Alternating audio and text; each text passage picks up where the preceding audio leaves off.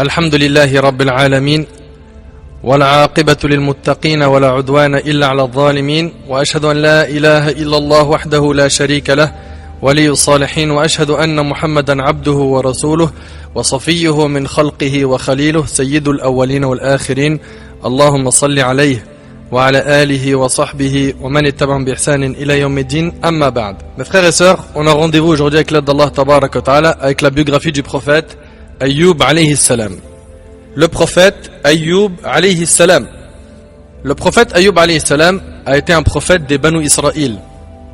Il a fait partie de la descendance du prophète Ibrahim alayhi salatu wassalam. Allah Tabarak wa Ta'ala a dit dans Surat Al-An'am, Surat 6, verset 84, وَوَهَبْنَا لَهُ إِسْحَاقَ وَيَعْقُوبَ كُلًّا هَدَيْنَا وَنُوحًا هَدَيْنَا مِنْ قَبْلِ ومن ذريته داود وسليمان وأيوب ويوسف وموسى وهارون وكذلك نجزي المحسنين. Allah Tabarak wa Ta'ala dit, et nous lui avons donné Ishaq et Yaqub. Ishaq et Yaqub, à qui? Au prophète Ibrahim alayhi salam. Nous les avons guidés tous les deux. Et Noé, nous l'avons guidé auparavant. Et parmi la descendance d'Ibrahim, David, Sulayman, Salomon, Ayoub, Job, Youssouf, Joseph, Moïse qui est Moussa et Aaron, Haroun. Et c'est ainsi que nous récompensons les bienfaisants. Donc ici Ayoub, Job est cité parmi les descendants d'Ibrahim alayhi salatu wassalam. Ce prophète a été connu pour sa grande patience face à l'épreuve. Lorsque l'on cite le prophète Ayoub alayhi salam, c'est surtout pour faire un rappel sur la patience. Allah Tabarak wa Ta'ala accorda des révélations au prophète Ayoub comme il l'a fait Azza wa Jal avec les autres prophètes. Allah Tabarak wa Ta'ala dit dans Surat An-Nisa, Surat 4, verset 163, Inna awhayna ilayka kama awhayna ila Nuhin wan nabiyyin min ba'dih wa awhayna ila Ibrahim wa Ismaïl wa Ishaq wa Yaqub والأسباط وعيسى وأيوب ويونس وهارون وسليمان وآتينا داود زبورا.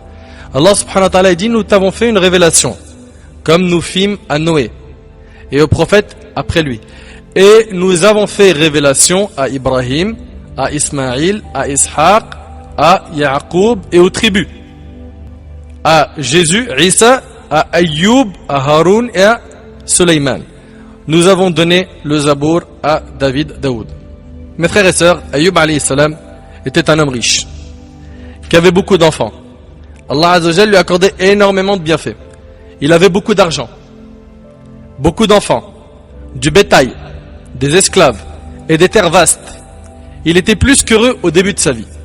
Bien sûr, tout cela ne lui a pas fait oublier son Seigneur Jalla fi'ula. L'argent ne lui a pas fait oublier Allah. Hélas, on en a dans notre communauté, je ne généralise pas, on en a dans notre communauté qui oublie Allah subhanahu wa ta'ala pour un vil bas monde. Ayyub alayhi salam était un homme pieux. Il était bon avec sa famille et avec les gens. Il nourrissait les pauvres, enseignait aux gens, il était à leur service. Allah Tabarak wa Ta'ala avait accordé à Ayyub alayhi salam une femme pieuse qui l'aidait à obéir à Allah Azza wa Jal. Une femme pieuse qui s'occupait très bien de ses enfants. Cette femme était reconnaissante. Elle était versée dans les adorations. Ce couple vivait très bien jusqu'au jour où l'épreuve descendit sur le prophète Ayyub alayhi salam. Et c'est ainsi qu'est la vie sur terre. Des joies et des tristesses. Des sourires et des pleurs. Des bons moments et des lourdes épreuves. Ayyub alayhi salam savait que les biens de ce bas monde étaient éphémères et que la stabilité n'existait pas sur terre. Allah Tabarak wa Ta'ala décida d'éprouver le prophète Ayyub alayhi salam. Et rappelez-vous que les gens les plus éprouvés sont les prophètes. D'après Sa'd radiyallahu anhu, il demanda au prophète sallallahu alayhi wa sallam quels sont les gens les plus éprouvés. Le prophète sallallahu alayhi wa sallam a dit, les gens les plus éprouvés sont les prophètes. Puis ceux qui leur succèdent en degré. L'homme est éprouvé selon le degré de sa piété. Si sa foi est solide, son épreuve est encore plus dure. Écoutez attentivement, Allah barik fikum. Si sa foi est solide, son épreuve est encore plus dure. Et si sa foi n'est pas solide, il sera éprouvé selon le degré de sa foi. Le croyant ne cesse d'être éprouvé jusqu'à ce qu'il marche sur terre lavé de toute faute, rapporté par Tirmidhi et d'autres. Ibn al-Qayyim al-Jawziyya rahimahullah a dit, Allah n'a pas éprouvé Ayoub parce qu'il ne l'aime pas. Au contraire, c'est pour mettre à l'épreuve sa patience et sa servitude al-ubudiyya. Quelle fut donc l'épreuve du prophète Ayoub alayhi salam? Allah Azza wa Jal a éprouvé le prophète Ayoub alayhi salam par plusieurs épreuves. La première de ces épreuves a été la perte de ses biens. De la richesse, il passe à la pauvreté. Il est devenu pauvre alors que c'était quelqu'un de très riche. De même, Allah tabaraka wa ta'ala fit qu'il perdit tous ses enfants. Puis Allah tabaraka wa ta'ala l'a éprouvé par plusieurs maladies à tel point que seuls furent épargnés son cœur et sa langue. C'est avec eux qu'il évoquait Allah. Mon frère, ma sœur, essaye d'imaginer cette lourde épreuve. Essaye d'imaginer que tu perds tout ton argent au point de devenir pauvre. Que tu perds tous tes enfants. Que tu deviens malade alors qu'avant tu étais en bonne santé. Qui d'entre nous pourrait supporter ces épreuves? Les prophètes et les messagers alayhim salam, eux, avaient la capacité de patienter face aux lourdes épreuves. Ayoub alayhi salam perd ses biens, ses enfants, il ne lui resta plus que sa femme et il fut fortement éprouvé dans sa santé. Dans cette épreuve, seule sa langue et son cœur ont été épargnés. Son cœur était attaché à son Seigneur Jalla fi'ula. Sa langue était tout le temps en dhikr, en évocation. Et c'est cela la vraie vie. Selon Abu Musa al-Ash'ari radiyallahu anhu, le prophète sallallahu alayhi wa sallam a dit: l'image de celui qui évoque son Seigneur et de celui qui ne l'évoque pas est comme l'image du vivant et du mort rapporté par le Bukhari. Celui qui évoque Allah tabaraka wa ta'ala, c'est un vivant. Celui qui ne l'évoque pas, qui se souvient jamais de son Seigneur, qui ne parle pas de lui azza wa jal, qui ne l'évoque pas, est considéré comme mort. Celui qui évoque Allah est vivant. Par contre, celui qui ne l'évoque pas est considéré mort. La vraie vie est celle qui est dans l'adoration d'Allah Azza wa Jal et non dans le péché. Allah tabaraka wa ta'ala dit dans Surat Al-Anfal, Surat 8, verset 24, Ya ayyuhalladhina amanu, istajibu lillahi wa lirrasuli idha da'akum lima yuhyikum, wa'alamu anna Allah yahulu bayna al-mar'i wa qalbihi wa annahu ilayhi tuhsharun. Ô vous qui croyez, répondez à Allah et aux messagers lorsqu'ils vous appellent à ce qui vous donne la vraie vie.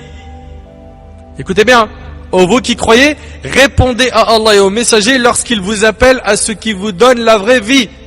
Et sachez qu'Allah s'interpose entre l'homme et son cœur et que c'est vers lui que vous serez rassemblés. Ayoub alayhi salam fut donc très éprouvé. Et dans son épreuve, il n'a pas prononcé une parole ayant pour but de se plaindre du destin d'Allah. Il n'a pas dit, mais pourquoi Allah, il me touche par ça? Pourquoi moi et pas quelqu'un d'autre? Comme on entend aujourd'hui, pourquoi mon fils à moi il meurt? J'en avais qu'un seul, ma voisine en a 5 qui sont tous vivants. Pourquoi moi je perds mon boulot et lui non? Pourquoi lui il trouve du travail et moi non? Pourquoi lui il s'est marié et moi non? Non. Il ne s'est pas plaint d'Allah tabaraka wa ta'ala comme le font certains hélas. Il était patient et reconnaissant. Il était patient et reconnaissant. Il remerciait son Seigneur Azza wa Jal. Il fait preuve d'une patience extraordinaire. Quant à sa femme qui était pieuse, elle n'a pas abandonné son mari. Elle est restée à ses côtés et fit preuve de bienfaisance en son égard. Hélas, certaines femmes, lorsque le mari va bien financièrement, physiquement, etc., elles sont très proches de leur mari. Mais dès qu'une lourde épreuve touche le mari, certaines femmes, pour ne pas généraliser, abandonnent leur mari. Certains gens de science rapportent que la femme du prophète Ayoub alayhi salam s'est mise à travailler afin de subvenir aux besoins de son mari. Ayoub alayhi salam a su faire preuve de patience. Et là, j'ai une question à vous poser. On parle de patience dans les dourous depuis très longtemps. Mais que signifie le mot sabr, patience? Pas s'énerver. Être courageux. Écoutez attentivement. As-sabr huwa habsu an-nafs 'an al-jaza' wa habsu al-lisan 'an al-tashakki wa habsu al-jawarih 'an al-ma'asi wa huwa thalathat aqsam. La patience, c'est pouvoir maîtriser son ego. D'accord?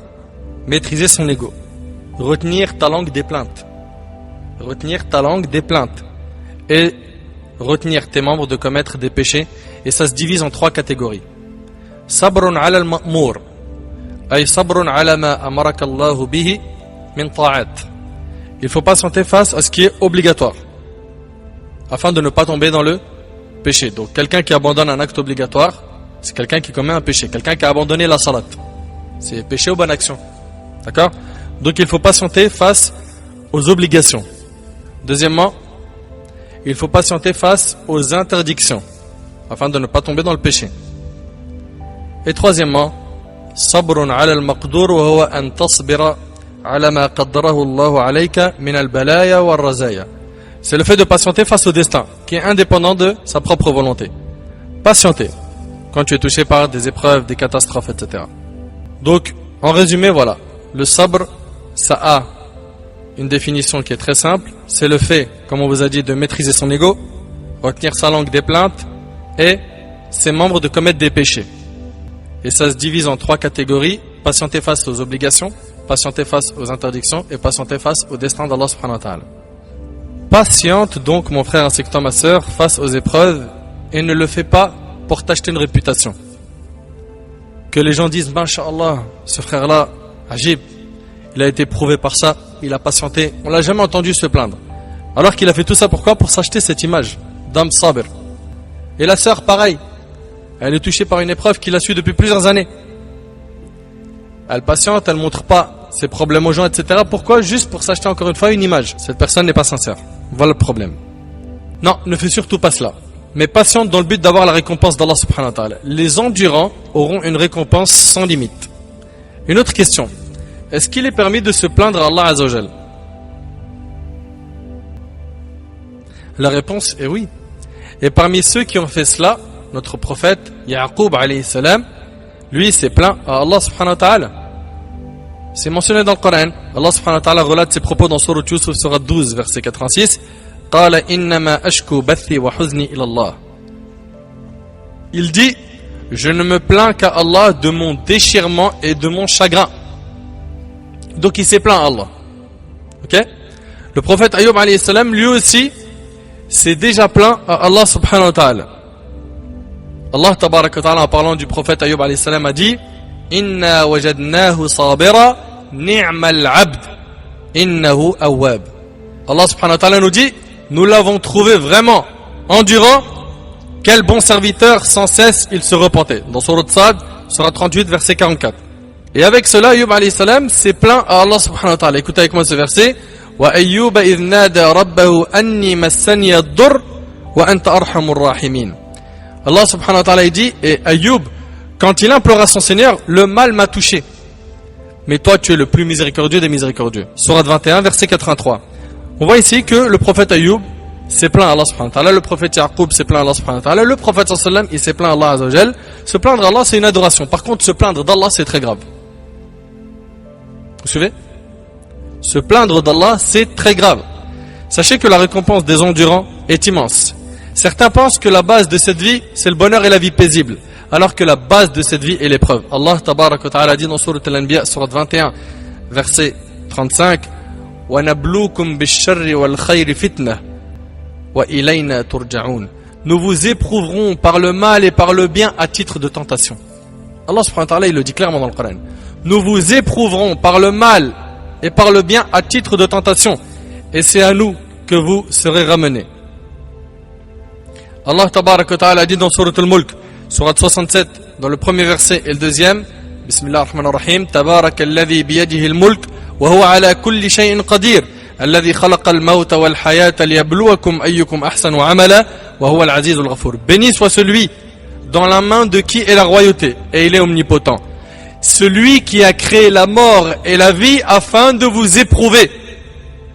Écoutez bien, celui qui a créé la mort et la vie afin de vous éprouver. Qui de vous est le meilleur en œuvre? Et c'est lui le puissant, le pardonneur. Ayyub alayhi salam supporta son épreuve. Il ne s'est pas plaint à Allah azza wa jal. Et d'ailleurs, ce qui est étonnant, c'est qu'il n'a même pas invoqué Allah afin de lui demander qu'il le guérisse. Ibn Abbas radiyallahu anhu rapporte qu'un jour la femme du prophète Ayyub alayhi salam dit à son mari, tu es un homme qui a l'invocation exaucée, invoque Allah afin qu'il te guérisse. Il lui a dit, gloire à Allah, j'ai vécu pendant 70 ans dans les bienfaits d'Allah, je veux à présent rester 70 ans dans l'épreuve. Allahu Akbar. Allah tabaraka wa ta'ala a dit dans Sourate Az-Zumar, Sourate 39 verset 10, innama yuwaffa as-sabiruna ajrahum bighayri hisab. Allah tabaraka wa ta'ala dit, les endurants auront leur pleine récompense sans compter. Ils auront une récompense sans compter le jour du jugement. Et dans Sourate Al-Imran, Allah azza wa jalla a dit, dans la Sourate 3 verset 146, Wallahu yuhibbu as-sabirin, Et Allah aime les endurants. Et Allah Azza wa Jalla a dit dans Surat Al-Baqarah, Surat 2, verset 249, Wallahu ma'as sabirin. Et Allah est avec les endurants. Et Allah Azza wa Jalla nous a informé dans le Coran que la patience et la piété sont les causes du succès. Allah Tabarak wa Ta'ala a dit dans Surat Al-Imran, Surat 3, verset 200, Ya ayyuhalladhina amanu isbiru wa sabiru wa rabitu wattaqullaha la'allakum tuflihun. Ô les croyants, soyez endurants, incitez-vous à l'endurance, luttez constamment et craignez Allah afin que vous réussissiez. Donc la patience plus la piété, c'est les causes du succès. Afin que vous réussissiez, a dit Allah subhanahu wa ta'ala dans la fin du verset. Allah tabarak wa ta'ala dit dans Surat Al-Baqarah, Surat 2, verset 155, وَلَنَبْلُوَنَّكُمْ بِشَيْءٍ مِّنَ الْخَوْفِ وَالْجُوعِ وَنَقْصٍ مِّنَ الْأَمْوَالِ وَالْأَنفُسِ وَالثَّمَرَاتِ وَبَشِّرِ الصَّابِرِينَ وَبَشِّرِ الصَّابِرِينَ الَّذِينَ إِذَا أَصَابَتْهُمْ مُصِيبَةٌ قَالُوا إِنَّا لِلَّهِ وَإِنَّا إِلَيْهِ راجعون أُولَئِكَ عَلَيْهِمْ صَلَوَاتٌ مِّن رَّبِّهِمْ وَرَحْمَةٌ وَأُولَئِكَ هُمُ الْمُهْتَدُونَ. Très certainement, dit Allah subhanahu wa ta'ala, nous vous éprouverons par un peu de peur, de faim, de diminution de biens, de personnes et de fruits. Et fais la bonne annonce aux endurants. Annonce-leur la bonne nouvelle à ceux qui endurent. Qui disent quand un malheur les atteint, quoi? Inna lillah wa inna ilayhi raji'un. C'est ce qu'il faut prononcer quand on est touché par un malheur. Ça veut dire quoi? Certes, nous appartenons à Allah et c'est envers lui que nous allons retourner. Ceux-là reçoivent des bénédictions de leur Seigneur ainsi que la miséricorde et ceux-là sont les bien guidés. Inna lillah wa inna ilayhi raji'un. Lorsque les croyants entreront au paradis, Allahumma ja'alna minhum ya Rabb, Allah subhanahu wa ta'ala s'adressera à ceux qui n'ont pas cru en lui, Ahlul Kufr et Ahlul Nifaq, qui se sont moqués des croyants. Quand ils vont lui demander de les faire sortir du châtiment, Allah leur répondra par des paroles dures. Écoutez avec moi, Allah tabarak wa ta'ala nous relate cela dans Surat Al-Mu'minun, Surat 23, verset 107 au verset 111. Allah tabarak wa ta'ala nous en parle. Écoutez, ils vont dire Rabbana akhrijna minha fa in udna fa inna zalimun qala khsa'u fiha wa la tukallimun innahu kana fariqun min ibadi يقولون ربنا آمنا فاغفر لنا وارحمنا وأنت خير الراحمين فاتخذتموهم سخريا حتى أنسوكم ذكري وكنتم منهم تضحكون إني جزيتهم اليوم بما صبروا أنهم هم الفائزون. Écoutez attentivement ces versets. Ils vont dire Seigneur, fais-nous en sortir.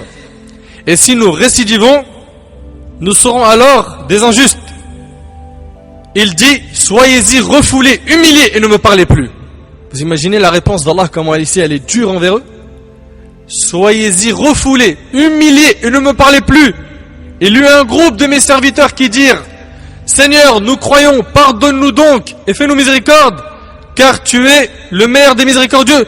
Mais vous les avez pris en raillerie, vous êtes moqués d'eux, vous êtes moqués des croyants, jusqu'à oublier de m'invoquer et vous ririez d'eux. Vraiment, je les ai récompensés aujourd'hui pour ce qu'ils ont enduré. Pour ce qu'ils ont enduré. Et ce sont eux les triomphants. Et lorsque les croyants entreront au paradis, les anges les salueront et leur diront Salamun alaykum bima sabartum fa ni'ma uqba ad-dar. Dans Surat Al-Ra'd, Surat 13, verset 24, ils diront paix sur vous pour ce que vous avez enduré, comme est bonne votre demeure finale. Subhanallah, c'est magnifique. Ils entrent au paradis, ils ont cette salutation par Al-Malaïka, les anges. Mes frères et sœurs, on a vu quelques versets qui recommandent la patience. Voyons maintenant quelques hadiths qui recommandent le sabr, la patience. Selon Abu Sa'id al-Khudri, radiyallahu anhu, le prophète sallallahu alayhi wa sallam a dit à la fin d'un hadith, celui qui s'astreint de patienter, Allah lui en donne la force. Celui qui s'astreint de patienter, Allah lui en donne la force. Mais il faut qu'il fasse les efforts. Aujourd'hui, ils ne veulent pas faire d'efforts. Ils disent on patiente. Vous patientez rien du tout. Il faut faire des efforts.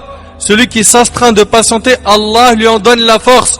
Nul n'a reçu de don meilleur et plus abondant que celui de la patience. Rapporté par Bukhari et Muslim. Et selon Suhaib ibn Sinan, radiyallahu anhu, le prophète sallallahu alayhi wa sallam a dit ce que l'affaire du croyant est étonnante. Son affaire ne comporte pour lui que du bien. Et cette faveur n'appartient qu'aux croyants. S'il est l'objet d'un événement heureux, il remercie Allah. il remercie Allah. Il a eu, alhamdulillah, quelque chose qui a fait rentrer la joie dans son cœur, il remercie Allah. Et c'est là pour lui une bonne chose. Et s'il est victime d'un malheur, il endure avec patience, et c'est là encore pour lui une bonne chose rapportée par Muslim. Donc en réalité, nous on est entre quoi? Un péché, on demande pardon. Une bonne chose qui nous touche, là on remercie Allah. Un malheur qui nous touche, on patiente. T'es entre patience, remerciement et demande de pardon. Tu connais pas c'est quoi se plaindre d'Allah subhanahu wa ta'ala. Tu sais te plaindre à Allah, mais tu ne te plains jamais d'Allah. Ô toi qui vis des épreuves lourdes, patiente afin de récolter des bonnes actions. Allah tabaraka wa ta'ala ne t'a pas éprouvé parce qu'il te déteste, mais pour t'élever en degré et te pardonner tes péchés. Écoute ce hadith. Selon Abu Saïd et Abu Hurayra radiyallahu anhuma, le prophète sallallahu alayhi wa sallam a dit: il n'est pas une fatigue ou une maladie, ou un souci, ou une peine, ou un mal, ou une angoisse qui touche le musulman, jusqu'à l'épine qui le pique, sans qu'Allah ne lui efface à cause de cela une partie de ses péchés rapportés par Bukhari et Muslim. Ce hadith, il est magnifique. Il n'est pas une fatigue. Donc, tu es touché par la fatigue, tu as des péchés qui partent. Une maladie, un souci, une peine, un mal, une angoisse qui touche le musulman, jusqu'à l'épine qui le pique, sans qu'Allah ne lui efface à cause de cela une partie de ses péchés. Je reviens maintenant à l'histoire de notre prophète Ayyub alayhi salam. Il était patient face à ces lourdes épreuves. Et je tiens à vous mettre en garde contre des fausses informations qui sont attribuées au prophète Ayyub alayhi salam. Certains rapportent que la maladie du prophète Ayyub alayhi salam était contagieuse et que les gens l'ont fui à cause de cela. Tout cela est faux. Tout cela est faux. Retenez une chose, qu'il n'y a pas eu un prophète qui a été touché par une maladie répugnante. Ça fait partie de notre aqida et on en a parlé dans les conférences qu'on avait fait sur la croyance au prophète. Retenez qu'il n'y a pas eu un prophète qui a été touché par une maladie répugnante, sachant qu'ils appellent Allah, Allah les a préservés de cela. Car dans le cas contraire, les gens ne les auraient jamais approchés. La maladie qui a touché le prophète Ayyub alayhi salam l'a certes affaibli pendant plusieurs années, mais en aucun cas des vers de terre sont sortis de son corps, comme le rapportent certains. Ayyub alayhi salam a donc patienté. Allah tabaraka wa ta'ala, en parlant du prophète Ayyub alayhi salam, a dit: Inna wajadnahu sabira ni'mal abd innahu awwab. Allah subhanahu wa ta'ala nous dit: nous l'avons trouvé vraiment endurant, quel bon serviteur, sans cesse il se repentait. Dans Sourate Sad, Sourate 38, verset 44. Allah subhanahu wa ta'ala éprouve ses serviteurs pour qu'une distinction soit faite. Allah azza wa jalla a dit dans Sourate Al-Ankabut, Sourate 29, dans le premier verset, au verset numéro 3, Bismillah ar-Rahman ar-Rahim, Alif Lam Mim, أحسب الناس أن يتركوا أن يقولوا آمنا وهم لا يفتنون ولقد فتنا الذين من قبلهم فلا يعلمن الله الذين صدقوا ولا يعلمن الكاذبين. Alif Lam Mim. Est-ce que les gens pensent qu'on les laissera dire nous croyons sans les éprouver? C'est pas possible. À partir du moment où tu as dit que tu crois en Allah subhanahu wa ta'ala, tu auras des épreuves. Certes, nous avons éprouvé ceux qui ont vécu avant eux. Ainsi, Allah connaît ceux qui disent la vérité et ceux qui mentent. Et Allah tabaraka wa ta'ala a dit dans Sourate Al-Baqarah, Sourate 2, verset 214, Am hasibtum an tadkhulul jannata wa lamma ya'tikum mathalul ladhina khalaw min qablikum massathumul ba'sa'u wad-dharra'u wa zulzilu hatta yaqula ar-rasulu wal ladhina amanu ma'ah mata nasrullah ala inna nasrallahi qarib. Pensez-vous entrer au paradis alors que vous n'avez pas encore subi des épreuves semblables à celles que subirent ceux qui vécurent avant vous? Écoutez ce qu'Allah subhanahu wa ta'ala dit. Pensez-vous entrer au paradis alors que vous n'avez pas encore subi des épreuves semblables à celles que subirent ceux qui vécurent avant vous? Misère et maladie les avaient touchés, et ils furent secoués jusqu'à ce que le messager et ceux qui étaient avec lui qui ont cru s'écrièrent: quand viendra le secours d'Allah? Quoi, le secours d'Allah est sûrement proche. Les croyants savent que derrière l'épreuve, il y a une sagesse. Ils le savent. Accepte donc l'épreuve et sois patient. Comme l'ont été les prophètes alayhi salam et comme l'a été notre prophète Ayyub alayhi salam. Anas ibn Malik radiyallahu anhu rapporte que le prophète sallam a dit, écoutez bien, le prophète d'Allah Ayyub fut touché par l'épreuve pendant 18 ans. Pendant combien de temps? 18 ans. 18 ans de maladie, il n'y a pas d'enfant et il n'y a pas d'argent. Combien de temps est-ce que nous on a patienté face à nos épreuves? Et regardez bien dans le hadith. Le hadith il est rapporté par Abu Ya'la dans son Musnad et Abu Nu'aym dans le Hilya. Écoutez, le prophète d'Allah Ayyub fut touché par l'épreuve pendant 18 ans. Tous s'étaient éloignés de lui, sauf 2 de ses frères qui lui rendirent visite. Bien sûr, il y avait sa femme aussi. Plus personne qui l'approche. 18 ans d'épreuve. Tous les gens se sont éloignés de lui, excepté 2 de ses frères. Malheureusement, c'est le comportement de beaucoup de gens aujourd'hui. Quand tout va bien, ils sont tous autour de toi. Hein? Ils ne te lâchent pas. Pourquoi? Parce que tu as de l'argent, une autorité, un certain rang social. Mais dès que tu tombes, c'est là où tu vois qui reste autour de toi. Dès que tu tombes, maladie, pauvreté ou autre, malheureusement, chez beaucoup de gens, tu vois plus personne. Plus personne. Wallahi al-azim, ça fait mal au cœur. Triste de voir des gens qui ne te fréquentent que pour la dunya. Que pour ça. Ils sont autour de toi que pour des intérêts de dunya. D'ailleurs, il n'y aurait pas eu ces intérêts, ils ne t'auraient jamais approché. Je reprends le hadith. Anas ibn Malik radhiyallahu anhu rapporte que le prophète sallallahu alayhi wa sallam a dit: le prophète d'Allah Ayyub fut touché par l'épreuve pendant combien de temps? 18 ans. C'est beaucoup, hein. Tous s'étaient éloignés de lui, sauf 2 de ses frères qui lui rendirent visite. Un jour, l'un de ces 2 hommes dit à l'autre: par Allah, Ayyub a dû commettre un péché qu'aucun homme n'a commis. L'autre lui dit: pourquoi ça? Il répondit: depuis 18 ans, Allah ne lui a pas fait miséricorde et il l'a pas soulagé. Vous savez comment il a vu la chose? Et là, s'il y a des gens qui pensent comme ça, dès qu'ils voient un savant éprouvé ou une personne pieuse, ils vont dire qu'elle est mauvaise. Ces paroles sortent de leur bouche parce qu'ils sont ignorants. Le prophète Ayyub alayhi salam, c'était pas un pieux, un muqarrab min Allah, quelqu'un de rapproché d'Allah? Oui ou non? Il a été éprouvé pendant 18 ans.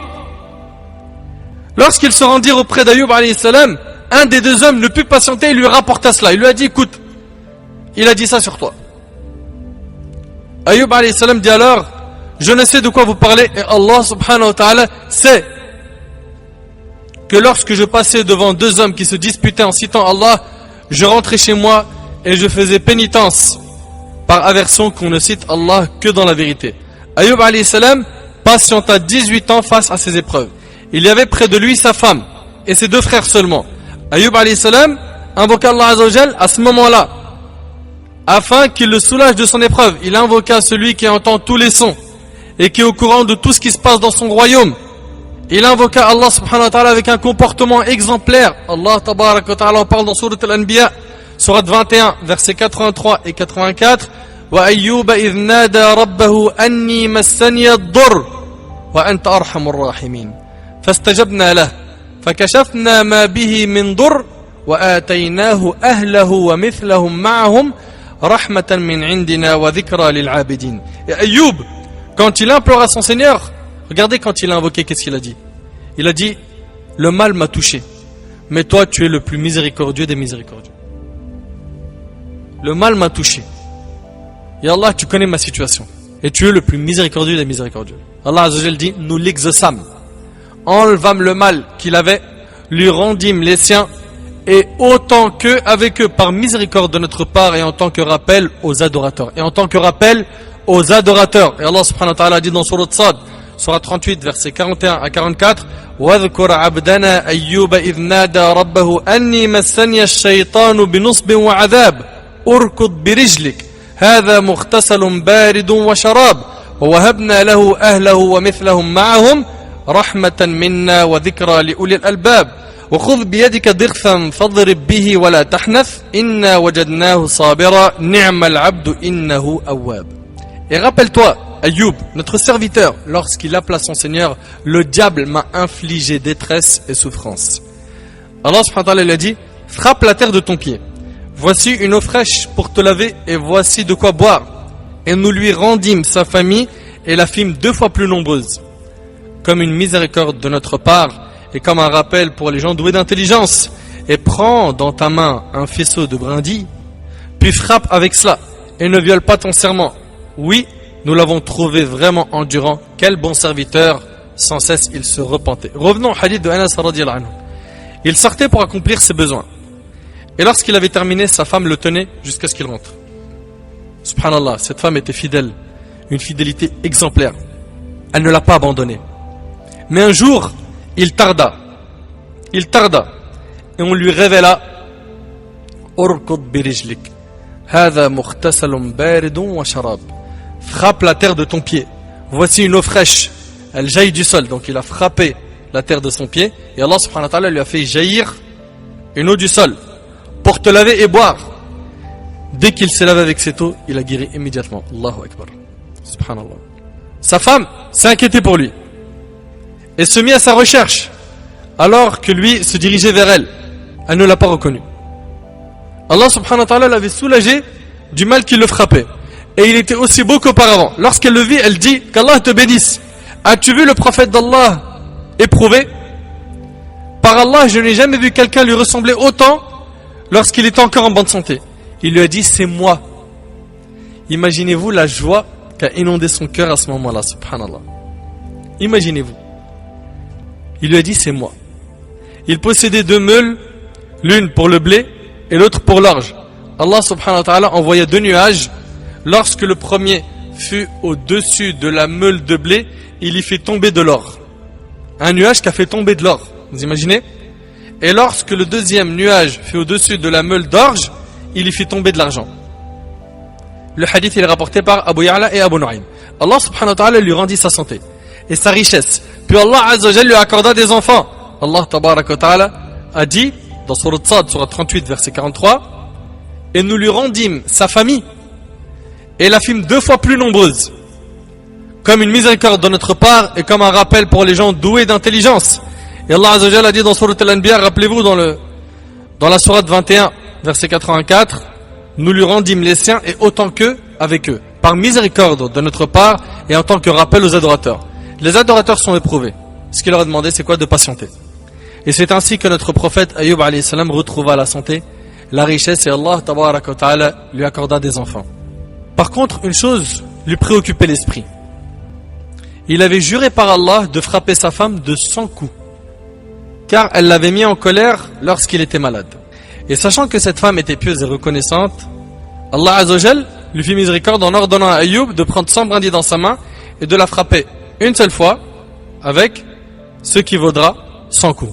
Allah subhanahu wa ta'ala en parle dans Surat Sad, Surat 38, verset 44, et prends dans ta main un faisceau de brindilles, puis frappe avec cela et ne viole pas ton serment. Oui, nous l'avons trouvé vraiment endurant, quel bon serviteur, sans cesse il se repentait. Bien sûr, c'était pas un coup à assommer la personne, c'était quelque chose de léger. Oui, bien sûr, il n'y avait ni trace, ni douleur, ni rien. À travers ces paroles, Allah subhanahu wa ta'ala autorisa son serviteur et messager Ayyub alayhi salam à honorer le serment qu'il avait fait de donner à sa femme 100 coups. Qu'est-ce qui s'est passé en fait? Elle a craint Allah azza wa jal, suite à quoi Allah subhanahu wa ta'ala lui a facilité. Cette femme était pieuse, elle a craint Allah. Suite à quoi Allah subhanahu wa ta'ala lui a facilité. Allah azza wa jal a dit dans Surat Al-Talaq, Surat 65, versets 2 et 3, وَمَن يَتَّقِ اللَّهَ يَجْعَلْ لَهُ مَخْرَجًا وَيَرْزُقْهُ مِنْ حَيْثُ لَا يَحْتَسِبُ.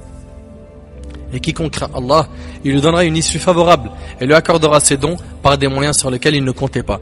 Ayyub alayhi salam retrouva donc sa santé, sa richesse et une famille épanouie.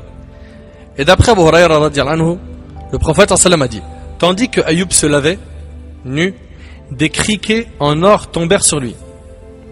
Il se mit à en prendre à pleine main et à en mettre dans ses habits. Lorsque son Seigneur l'interpella et lui dit, oh Ayyub, ne t'ai-je pas enrichi au point que tu te passes de cela? Il dit, certes, oui Seigneur, mais je ne puis me passer de tes bénédictions, et c'est rapporté par l'imam Ahmad. Vous avez vu comment Allah subhanahu wa ta'ala lui a compensé ses pertes, et c'est ainsi qu'est notre Seigneur avec ses serviteurs, il les éprouve, puis lorsqu'ils réussissent l'épreuve, il les récompense. Patiente donc, toi qui es éprouvé, Allah tabaraka wa ta'ala veut t'élever en degré, te pardonner tes péchés, sois patient, ne craque pas. Allah tabaraka wa ta'ala dit dans Surat Sad, Surat 38, verset 41 à 44, واذكر عبدنا أيوب إذ نادى ربه أني مسني الشيطان بنصب وعذاب أركض برجلك هذا مغتسل بارد وشراب ووهبنا له أهله ومثلهم معهم رحمة منا وذكرى لأولي الألباب وخذ بيدك ضغثا فاضرب به ولا تحنث إنا وجدناه صابرا نعم العبد إنه أواب. Et rappelle-toi Ayyub, notre serviteur, lorsqu'il appela son Seigneur, le diable m'a infligé détresse et souffrance.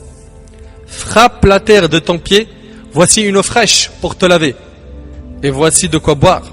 Nous lui rendîmes sa famille et la fîmes 2 fois plus nombreuse, comme une miséricorde de notre part et comme un rappel pour les gens doués d'intelligence. Et prends dans ta main un faisceau de brindilles, puis frappe avec cela et ne viole pas ton serment, oui, nous l'avons trouvé vraiment endurant. Quel bon serviteur, sans cesse il se repentait. Prenons donc exemple, mes frères ainsi que mes sœurs, sur le prophète Ayyub alayhi salam. Et par la permission d'Allah tabaraka wa ta'ala, il nous reste encore dans cette communauté des gens qui patientent. Demandons à Allah subhanahu wa ta'ala de nous renforcer notre foi, notre pratique, de nous faciliter d'être beaucoup plus patients, d'accepter le destin d'Allah subhanahu wa ta'ala et de savoir que c'est dans cela qu'il y a notre bien, qu'Allah tabaraka wa ta'ala nous accorde la patience et la piété et qu'Allah azza wa jal fasse qu'on meure en pleine soumission. هذا ما أعلم والله تبارك وتعالى أعلى وأعلم سبحانك اللهم وبحمدك أشهد أن لا إله إلا أنت أستغفرك وأتوب إليك وجزاك